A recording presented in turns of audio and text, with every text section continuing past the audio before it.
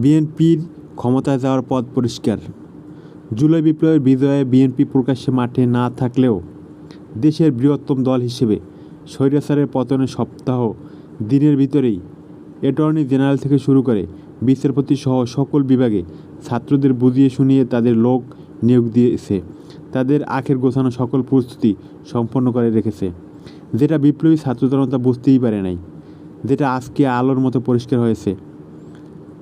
অথচ এই আন্দোলনের ছাত্র জনতার সাথে কাঁধে কাঁধ মিলিয়ে লড়াই করছে ইসলামপন্থী দলগুলো, যার মধ্যে ইসলামী আন্দোলন বাংলাদেশ উল্লেখযোগ্য ও কওমি মাদ্রাসা ছাত্ররা। বিপ্লবের পরবর্তী সময়ে ইসলামপন্থীর দুহুরে ঠেলে দিয়ে বিএনপি সহ বামপন্থী এনজিওদের গুরুত্ব দিলেও ইসলামী দলগুলোর গুরুত্ব দেওয়া হয় নাই।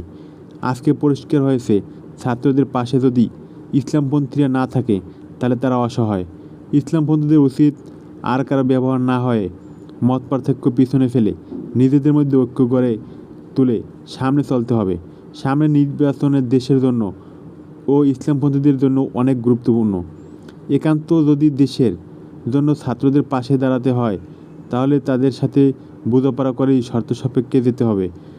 বিএনপি সংস্কার আগে দ্রুত নির্বাচন চাওয়ার কারণ একমাত্র সকল ঊর্ধ্বতন বিভাগে তাদের লোক বসানো শেষ।